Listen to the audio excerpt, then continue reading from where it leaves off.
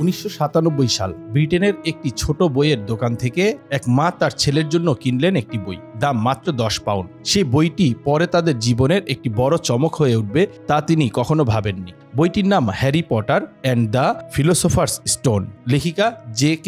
Rowling.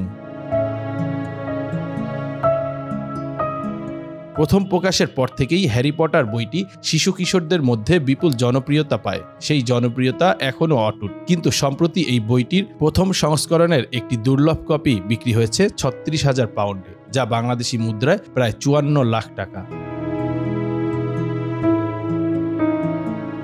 বইটির ক্রেতা Christine ম্যাককুলচের জানান, তারা দোকান থেকে 10 পাউন্ডে বইটি কিনেছিলেন। তার ছেলে অ্যাডাম এটি খুব পছন্দ করত।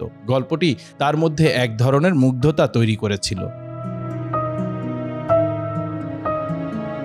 ক্রিস্টিন ম্যাককুলচ তার ছেলে অ্যাডামের জন্য বইটি কিনেছিলেন। সে সময় তিনি ভাবতেও পারেননি প্রায় 30 বছর পর এটি এত দামে বিক্রি হবে। বইটি বিক্রি হয়েছে স্টাফোর্ডশায়ারের লিচফিল্ডে রেয়ার বুক অকশনসে। বায়ারের প্রিমিয়াম সহ বইটির মোট মূল্য দাঁড়িয়েছে 45,000 পাউন্ড।